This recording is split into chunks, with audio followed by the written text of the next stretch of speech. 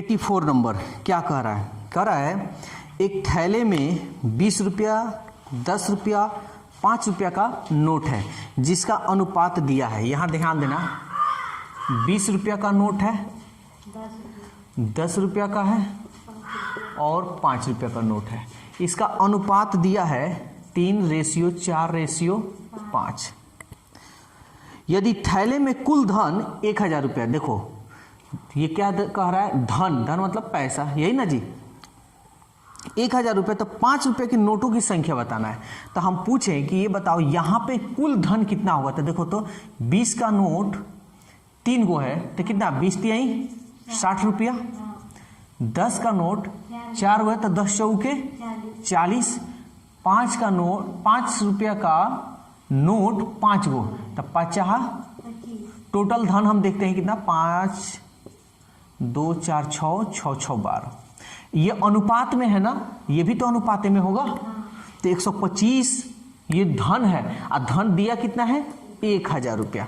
तो ये ना 125 का मान 1000 रुपया होगा।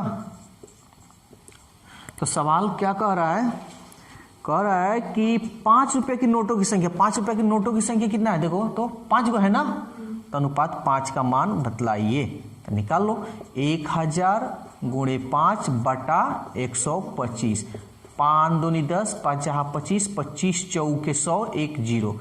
यानी नोटों की संख्या कितना है 5 रुपए का? 40। चलो तब 87 देखते हैं क्या कह रहा है। कह रहा है 1 रुपया 50 पैसे 25 पैसे के सिक्के हैं। यानी 1 रुपया 50 पैसे 25 पैसे, ये सिक्के की मतलब 1 रुपया 50 पैसे और 25 पैसे का सिक्का है। ठीक है, संख्या नहीं है, सिक्का है। सवाल देखो क्या कह रहा है।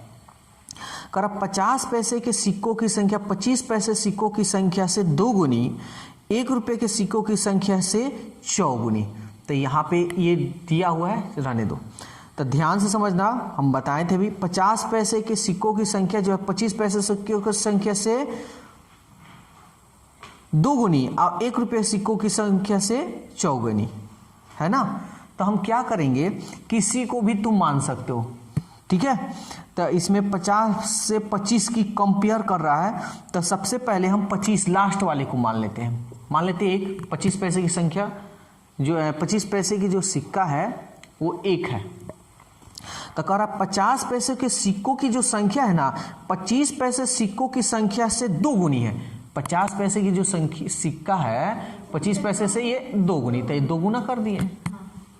अब कह रहा 1 रुपये सिक्कों की 4 गुनी है। कौन? 50 पैसा।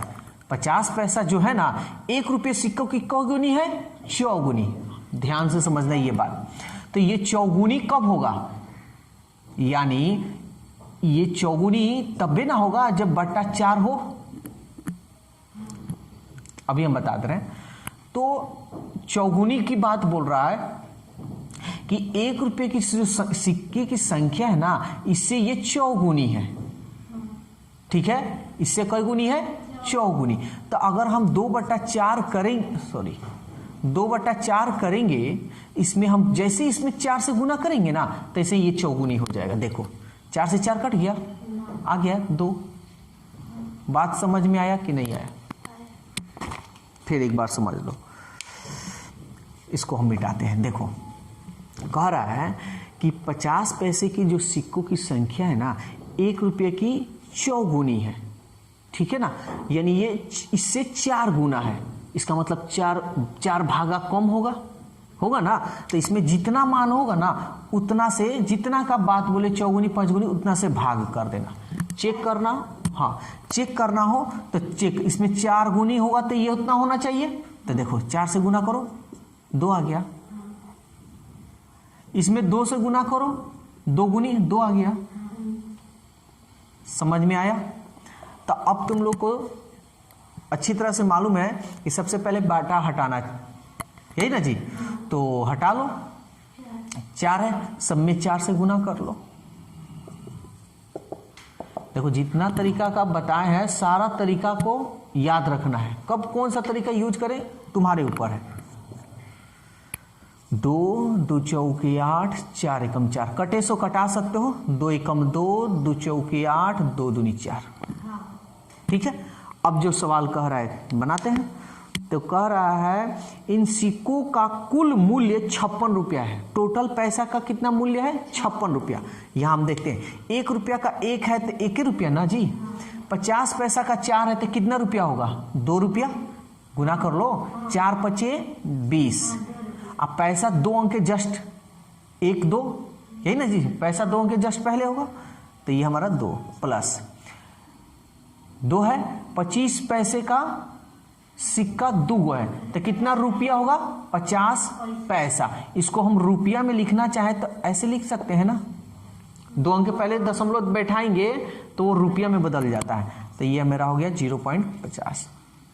बोलो यहां तक कोई दिक्कत उक्कत है तो? अब इसको हम ऐड करते हैं, 2 और 1 3, यानी 3 रुपया 50 पैसा। लेकिन ये क्या है? अनुपात में है ना, ये अनुपात का मान है। और सवाल में तुम्हारा देखो दे रहा है कि 56 रुपया है, तो इतना बराबर 56 रुपया हम लिख दिए। क्या कह रहा है? तो कह रहा 50 पैसे के सिक्कों की संख्या कितनी है? 50 पैसे के सिक्कों की संख्या कितनी है जी? 4 है। तो अनुपात 4 का मान निकालो। तो कैसे? 56 गुणे 4 अब बटा 3.50। दशमलव के बाद 0 का वैल्यू नहीं होता, हटा दें। दशमलव के पहले कितने अंक पहले? 1 अंक पहले, तो एक इसको हटाकर ऊपर 0 बैठा ले। अब जो कटे सो कटाओ, 5 7 35, 5 8 40, 7 8 56, 8 8 64, यानी 50 पैसे के सिक्कों की जो संख्या है कितनी है? 64। चलो 95 देखते हैं, ध्यान से समझना। 2 स्टेशनों के बीच प्रथम और द्वितीय श्रेणी का किराया, यानी यहां पे देखो फर्स्ट क्लास और सेकेंड क्लास का यहां किराया दिया हुआ है 4:1। ये रेंट है, किराया। तब कह रहा है प्रथम तथा द्वितीय श्रेणी में सफर करने वाले यात्रियों की संख्या 1:4 है, यानी पैसेंजर जो है ना 1:40 के अनुपात में है। कुल किराया 11,000 रुपया वसूला गया, यानी टोटल जो किराया है 11,000। तो कह रहा प्रथम श्रेणी के यात्रियों से वसूले गए किराए की रकम बताए। तब सबसे पहले तुमको टोटल किराया देखना होगा। अगर फर्स्ट क्लास, यानी नहीं बोलते एसी, ठीक है, तो फर्स्ट क्लास का किराया 4 रुपया, उसमें एक ही आदमी है, तो टोटल कितना रुपया होगा? 4 रुपया। सेकेंड क्लास में एक आदमी है, सॉरी 1 रुपया है, और 40 गो आदमी है, पैसेंजर है, तो 40 से कम, टोटल कितना रुपया वसूलेगा? 40 और 4, अनुपात 44 रुपया ना वसूलेगा।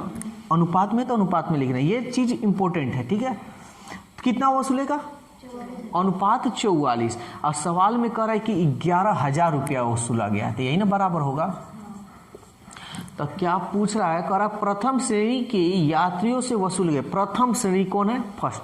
फर्स्ट क्लास से वसूले गए किराया की रकम बताइए। तो किराया कितना वसूला जा रहा है? अनुपात 4 ना जी, तो अनुपात 4 का मान बतलाना है। तो बता दो 11,000 गुणे 4 अब बटा 44, 4 एकम 4, 11 एकम 11, 3 0 1 2 3, यानी 1,000 रुपया वसूले गए। चलो देखते हैं 96 नंबर। कह रहा है किसी कारखाने में एक व्यक्ति द्वारा किए गए उत्पादन का, तो मान लो व्यक्ति ए उत्पादन करता है, उसका का मतलब गुना 33.1/3% उत्पादन करता है, और दूसरा व्यक्ति हम मान लेते हैं बी, उसका का मतलब गुना 50% उत्पादन करता है, और ये दोनों क्या है? बराबर है। तो कह रहा है दूसरा व्यक्ति 1500 रुपया बेंच, तो पहला व्यक्ति कितना बेंच बनाता है? तो देखो तो प्रतिशत से प्रतिशत कटा दे, ए 33 3 99 और 1 100/3 इक्वल टू बी गुणे 50, 50 दूनी 100। तो ए इसको गुना कर लो 2a, और 3 को इधर गुना कर दे 3b। समझ में आया? अब इसको अनुपात में लिखना हो तो a अनुपात b, 3 यहीं रहेगा, 2 इधर चला जाएगा। तो सवाल कह रहा है 96 नंबर कि दूसरा व्यक्ति 1500 बेंच बनाता है। यहां देखो तो दूसरा व्यक्ति कितना बेंच बना रहा है, 2 ना, तो यही ना 2 का मान 1500 होगा। तो कह रहा है कि पहला व्यक्ति कितना बेंच बनाता है, तो 3 का मान निकाल लो। तो 1500 गुणे 3 बटा 2, 2 सत्ते 14, 2 पचे 10, 0, 3 पचे 15, 3 सत्ते 21 और 1 22 और ये 0, यानी दूसरा व्यक्ति 2250 बेंच बनाता है प्रति। देखो तब 97 नंबर, देखो क्या कह रहा है। कह रहा है एक पेटी में 1 दर्जन शीशे है, 1 दर्जन शीशा है। तो एक बात बताओ, 1 दर्जन में कितना होता है, 12, यानी 12 शीशे होंगे। ठीक है। सवाल कह रहा है पेटी गिरने पर टूटे हुए तथा बिना टूटे हुए शीशे का अनुपात निम्न में से कौन सा नहीं होगा। देखो पेटी गिर गया तो कह रहा है कि एक टूट गया और नहीं टूटा, उसका यह अनुपात दिया है, लेकिन इसमें से आंसर वो तुम्हें बताना है कि जो नहीं है इसका अनुपात। ठीक है ना, यानी टूटा हुआ नहीं टूटा हुआ का इसमें से कौन अनुपात नहीं होगा। तो देखो ऐसे क्वेश्चन को क्या करो, इन दोनों को जोड़ोगे और जोड़कर इसमें भाग दो, जो कटेगा वो होगा, वह अनुपात होगा, और जो नहीं कटेगा वो अनुपात नहीं होगा।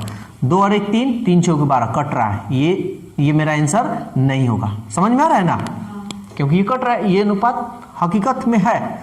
3 और 1 4, 4 3 12, ये भी नहीं होगा मेरा आंसर हम बोल रहे हैं, लेकिन अनुपात है इसका, और सवाल कर अनुपात नहीं होगा।